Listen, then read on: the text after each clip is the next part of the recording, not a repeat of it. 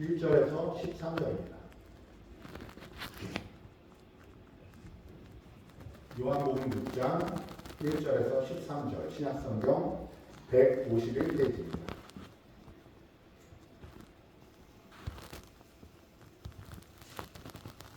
찾으셨으면 한 절씩 교독하겠습니다.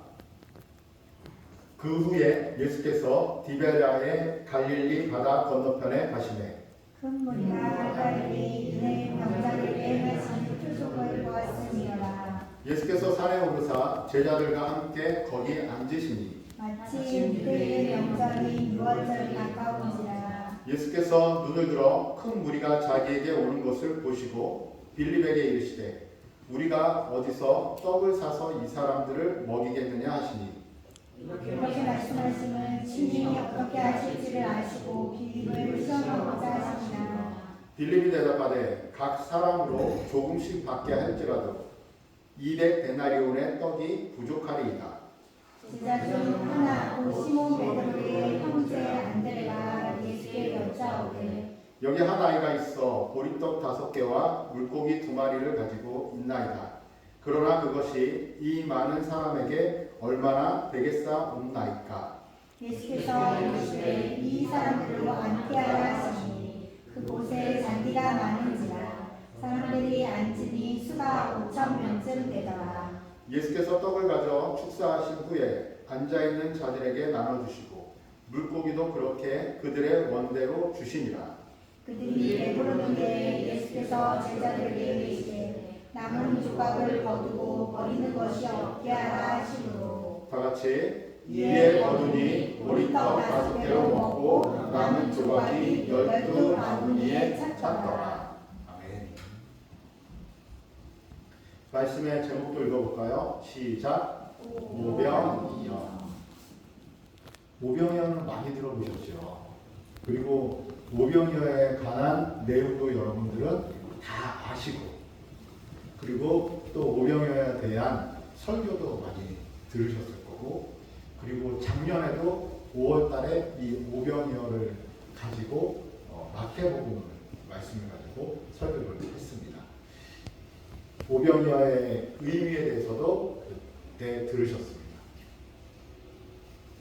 그때랑 똑같이 전해지는 내용의 말씀은 아니지만 이 말씀을 전할 때 여러분들 한 가지는 꼭 아셔야 되는 것은 의미입니다. 의미.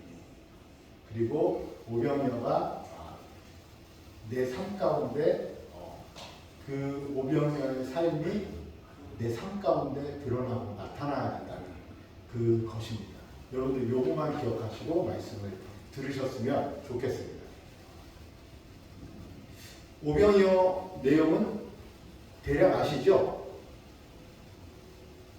오늘 말씀들 읽었는데 이 예수님께서 산에 올라가셨는데 그때가 6월절이죠. 얼마 안 남은 때였는데 그러니까 예루살렘 사람들이 점점 모여들기 시작했겠죠. 그런데 예수님은 어디 계셨냐면 갈릴리 바다 건너편 디베랴의 갈릴리 바다 건너편에 가셔서 산에 올라가셨는데 사람들이 거기까지 큰 무리가 몰려오는 거예요. 대략 몇 명? 5,000명. 숫자를 해석하는 것이 다 다르지만 일단 성경에는 5,000명. 보통 장경만 계산한 사람을 그랬으니까 대략 한 2만 명에서 2만 5천 명, 3만 명, 5만 명 되게 하는데 일단 5천 명. 꽤 많죠. 이 5천 명의 무리가 있는 것을 보시고 예수님이 이제 마태복음에는 이름이 안 나와 있지만 빌립에게 말씀을 하십니다. 빌립에게 말씀하시는데 어떻게 말씀하시냐면 이 사람들을 우리가 어디서 떡을 사서 이 사람들을 먹이겠느냐? 어떻게 보면 퀴즈입니다. 예수님이. 그래서 이 6절에 이렇게 나와 있습니다. 읽어볼까요? 시작. 이렇게 말씀하시면 친히 어떻게 하실지를 아시고 빌립에게 시험하고자 하십니다. 빌립에게 시험 문제를 내셨는데 예수님은 빌립이 어떻게 할지 답도 아셨어요. 닭도 아시면서 시험 문제를 낸다는 건 골탕을 먹이려고 하심이 아니라 그것을 통해서 사실은 드러나게 하시는 무엇을? 빌립의 마음가짐이나 빌립의 상태 그리고 그 무엇을? 그것을 통해서 우리들의 상황, 우리들의 상태를 이 말씀을 통해서 드러나게 하시는 거예요. 빌립은 계산을 바로바로 했어요. 우리가 조금씩 걷더라도 예수님 얼마가 필요하다고요? 대략 200데나리온 정도가 필요합니다. 그러니까 그 365일 그 1년 연봉에 200일 연봉 정도 돼요. 하루 일하는 그 일당이 그때 한 데나리온이라고 친다면 200데나리온 정도. 그래야 이 사람들을 전역을 해결할 수 있을 것 같습니다. 그렇게 얘기했어요. 그랬는데 예수님이 그 이야기를 하고 있는데 누가 등장하죠? 베드로의 형제가 안드레가. 베드로도 같이 등장했을 거예요. 네. 있었겠죠. 안드레가 어떻게 얘기하죠? 누구를? 한 아이를 이야기하면서 예수님 이 아이에게 뭐가 있다고요? 보리떡 5개와 물고기 2마리가 있습니다. 아이가 이건 안 됩니다. 이건 제 겁니다. 하지 않고 드렸네요. 그러니까 뺏었을 수도 있는데 제가 볼 때는 드렸어요. 이때 우리가 한 가지 생각할 수는 있죠. 5,000명 중에 도시락 갖고 온 사람이 이게 하나일까? 그렇진 않겠죠. 이 아이가 이제 제자들에게 예수님께 내놓은 이 물고기 2마리와 보리떡 5개로 예수님이 축사하셔요. 우리가 축사하잖아요. 예수님께서 그들에게 축복 기도를 하시고 나누라고 해요. 제자들 5,000명에게 나누는데 그것을 다 먹은 다음에 예수님이 남아서 버리면 안 되겠다. 예수님이 어떻게 하라고요? 12절에 읽겠습니다. 시작. 그들이 배부른 후에 예수께서 제자들에게 이르시되 남은 조각을 거두고 버리는 것이 없게 하라 하시니라. 그래서 배가 많이 불렀어요. 이제 더 못 먹어. 많이. 그런 다음에 거둬들였더니 그 거둬들인 것이 얼마큼이라고요? 13절에 읽겠습니다. 이에 거두니 보리떡 5개로 먹고 남은 조각이 12바구니에 찼더라. 이제 내용을 이제 이해하셨어요. 저는 이 내용을 보면 예수님이 이 기적을 일으키신 의미는 뭘까라는 것이 사실은 되게 분분한데 말이 분분한데 이 분명한 목적이 있죠. 그리고 해석이 다 다르고 여러 가지 해석이 있지만 이 큰 줄기를 이루는 해석이 있죠. 저는 이 예수님이 일으킨 이 기적을 연결하는 이 말씀이 저는 그 겨자씨 천국은 마치 무엇과 같다? 마태복음 13장 31절에 이렇게 천국은 마치 겨자씨 하나가 같다. 겨자씨는 사실 쌀보다도 한 10배, 20배 작아요. 정말 조금. 이 겨자씨 하나가 같다. 이 겨자씨 하나리 커서 풀보다 작아서 어떻다? 나무가 되네. 새들이 그곳에 깃든다. 그러면서 예수님이 한 가지 천국에 대한 이야기를 또 하시죠. 누룩에 대한. 여러분, 이 천국에 대한 예화 가운데, 비유 가운데 천국은 마치 하면서 이 내용들이 좀 다른데 천국은 마치 하면서 밭의 강추인 고와 이야기합니다. 아니면 값비싼 진주. 그것은 천국은 마치 무엇을 이야기하는 걸까요? 천국의 가치, 천국의 기준화. 천국은 마치 보화 같은 내 것을 다 팔아서 그 밭에 감추인 보화를 산다. 그 가치를 이야기하잖아요. 그러면 이 천국은 마치 할 때 이 겨자씨 비유는 그 가치나 귀중함보다는 무엇을 하고 이야기하는 거예요? 천국의 원리, 천국의 모습, 천국의 어떠한 그런 현실의 모습을 이야기합니다.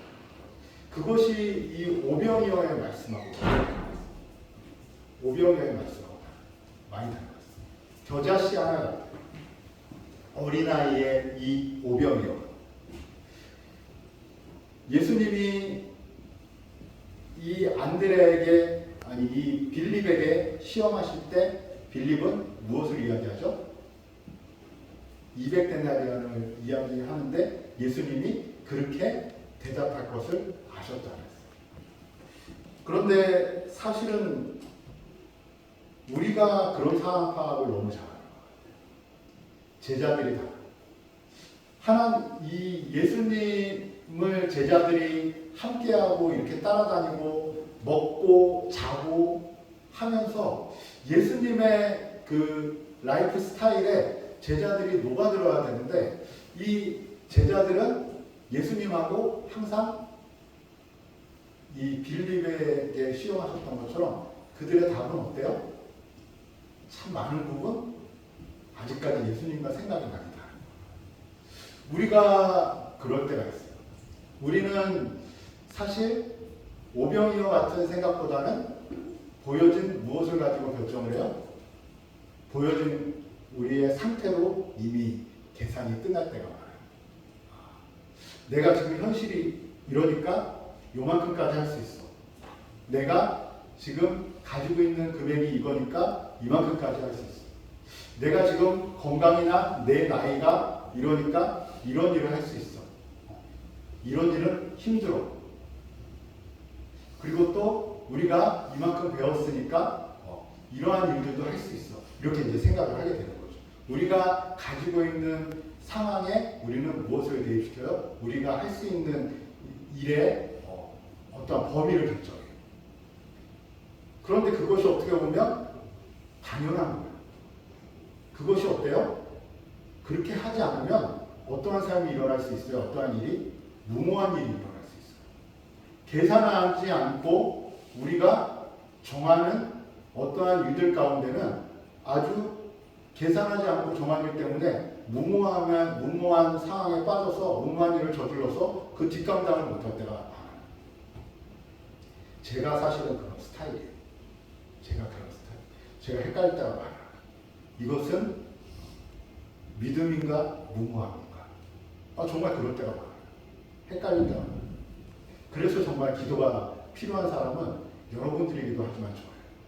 그럴 때가 있어요. 이것이 맞나? 이 계산이 빌립에게는 딱 정해져 있어요. 하지만 예수님은 계산대로 하지 않으시죠.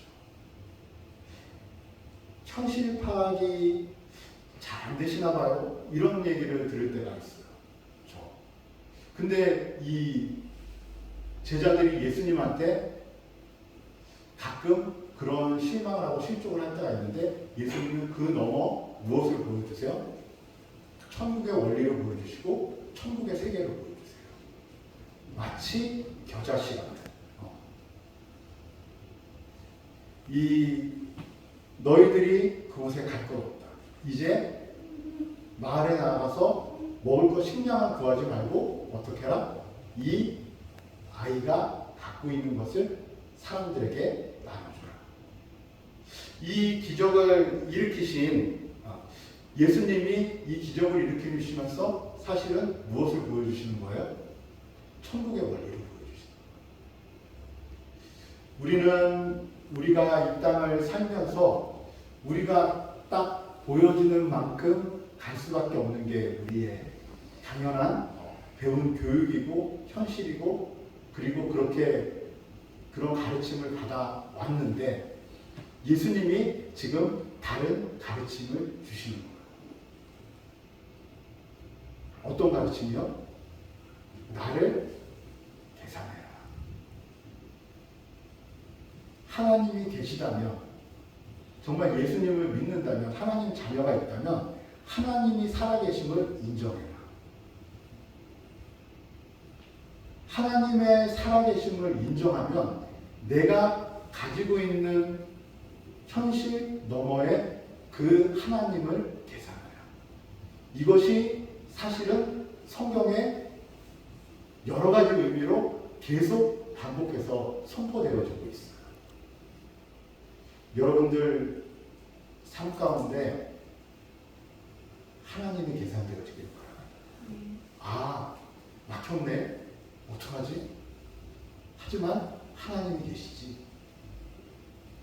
하나님이 계시다고 무모하라는 것이 아니라 하나님이 계시기 때문에 그 하나님을 의지할 수 있고, 하나님이 계시기 때문에 내 계산 너머의 삶을 바라볼 수 있고, 하나님이 계시기 때문에 섬겨도 풀어도 채우시는 하나님이 있다는 것을 삶 가운데 알 수 있고, 그 하나님이 계시기 때문에 기도하면서 하나님이 가라고 하시는 선까지, 멈추라고 하는 선까지 감을 잡을 수 있고, 하나님이 계시기 때문에 이 땅의 원리에 매여 있지 않고 하나님의 원리 안에서 이 땅을 볼 수 있는, 그것을 사실은 예수님께서 말씀하고 계시다는 거죠.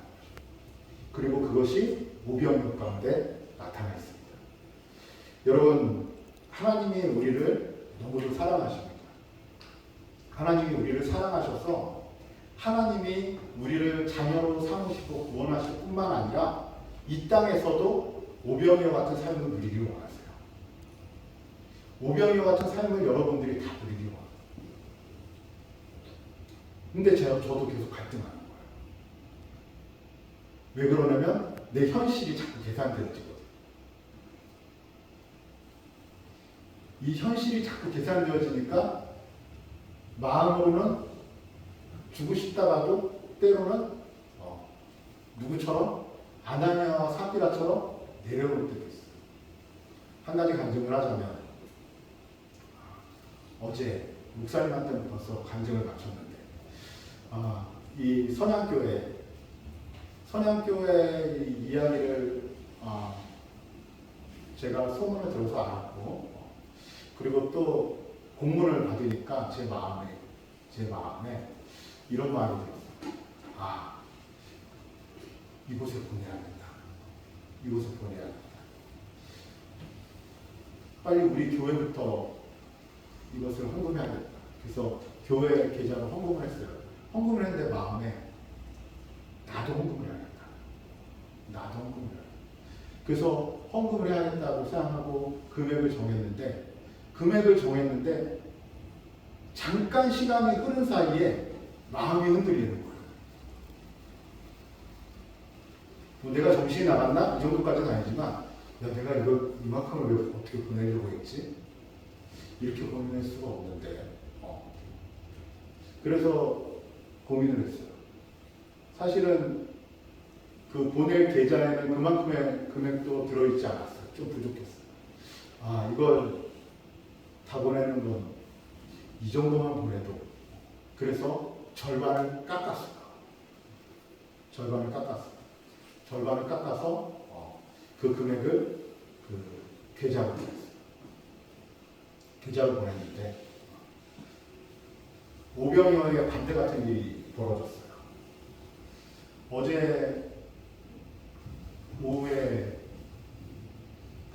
FC 공차 팀이 여기서 어제 하루 머물렀어요. 처음엔 우리 사모님이 저희 기본 원칙 가운데 하나가 교회 수련회 받는 곳이죠. 그런데 연락이 왔는데 교회가 아니에요. 죄송합니다. 저희는 받을 수가 없습니다. 라고 연락을 드렸어요. 그런데 그곳에서 다시 연락이 왔어요. 부탁을 했나 봐요. 사모님한테. 그래서 그곳에서 하는 말은 저희가 주일 예배가 있는 것도 아니까 9시 이전에 청소 원래대로 깨끗이 해놓고 저희가 바로 9시 이전에 나가겠습니다. 저희 하루만 쓸 수 있게 도와주세요. 그래서 수련회 왔던 성도님들 중에 한 분이셨나 보다. 이런 마음이 들어서 그냥 이런 마음 우리 사모님한테 그래 우리 그런 마음을 받자 그래서 받았어요. 어제 그 팀이 왔어요. 그 팀이 왔는데 여러분 여기 지붕 다 떨어진 거 보이시죠? 지붕이 다 떨어졌잖아요. 하나가 남았어요. 어디에 남았냐면 이 건들건들하는 그 지금 그게 저쪽 끝에 하나 남았거든요. 저쪽 끝에 하나 남아서 이분들이 어제 너무 즐겁게 막 바베큐도 하고 여기서 또 막 너무 은혜스럽게 잘 지내고 주무시는데 새벽 1시쯤 한 명이 뛰쳐나왔어요. 설교 준비하는데 저기 카페로 왔어요. 큰일 났어요. 왜요? 그랬더니 장난이 아니에요. 바람 소리가 안 들려요. 우리 바람 이렇게 분다. 그랬는데 가보니까 저기 하나 남은 게 달랑달랑 하면서 저쪽 벽을 계속 꽝꽝 치는데 중상층에서 이분들이 주무시는 거예요. 꽝꽝 치니까 이분들은 이 소리가 너무 큰 거예요. 근데 정말 크더라고요. 무서워서 잠을 못 자겠다. 그래서 같이 답이 안 나와서 어떻게 할까요? 저도 그랬는데 저희 여기서 잘 수가 없어요. 잘 수가 없어요. 그래서 새벽 1시 반쯤 됐을까? 1시는 뭐 1시 반쯤 됐지? 1시 반, 2시 됐지.